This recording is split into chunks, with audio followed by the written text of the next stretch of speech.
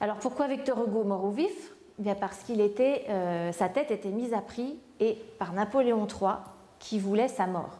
Et pourquoi il voulait sa mort? Parce que Victor Hugo, en tant qu'humaniste et en tant qu'homme politique et défendant le peuple, s'insurgeait contre la prise de pouvoir de Napoléon III quand il a fait son coup d'État en 1851. Il faut savoir que Victor Hugo était un protecteur de l'environnement, protecteur du patrimoine. Il a même beaucoup fait pour Notre-Dame de Paris avec son roman. Et il avait aussi le souci de la justice et de la défense du peuple. La France du 19e est pleine de crises sociales, avec beaucoup de problèmes, et que Victor Hugo a toujours défendu le peuple. Mais il y a eu un moment où en France, la République a tiré sur le peuple. Ça, c'était en 1848. Et en 1851, Louis-Napoléon Bonaparte, qui va être plus tard Napoléon III, eh bien, fait un coup d'État et il met en prison l'Assemblée nationale, une bonne partie des députés, et donc Victor Hugo ainsi que d'autres s'insurgent et on les appelle les montagnards. Et ces montagnards font des barricades un peu partout dans Paris. Et Napoléon III étant gêné par ce meneur de révolte, met la tête de Victor Hugo à prix à hauteur de 25 000 francs à l'époque.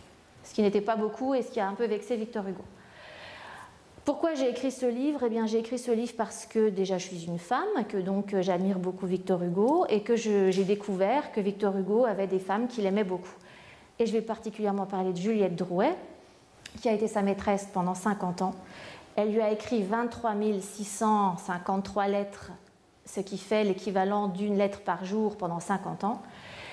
Et ils se sont beaucoup aimés. Et elle lui a sauvé la vie, puisque grâce à elle, donc il faut lire le livre pour savoir et découvrir comment ça s'est passé, elle lui a fourni des faux papiers, et c'est comme ça qu'il a pu partir en Belgique, passer la frontière, incognito, et continuer d'écrire des pamphlets contre Napoléon le Petit, qu'il appelait à ce moment-là. À tous ceux qui aiment l'histoire, comme à tous ceux qui ont du mal avec l'histoire, parce que j'ai essayé d'écrire d'une façon féminine, mais en même temps moderne, avec une façon assez rapide d'apporter les éléments, donc vous ne serez pas noyé dans des détails historiques.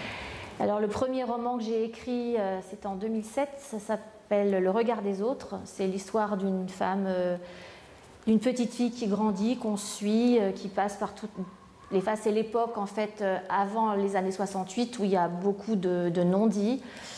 D'où le titre, Le regard des autres, avec comment on doit se positionner. Donc je suis très sensible à tout ce qui est rapports humains. Je suis en train de terminer un livre sur Victor Hugo et Mahmoud Darwish, qui est un auteur palestinien. C'est une étude comparative, puisque je suis allée en Palestine. Et donc je compare les deux auteurs qui ont connu l'exil. Enfin voilà, c'est très surprenant, mais c'est très intéressant aussi.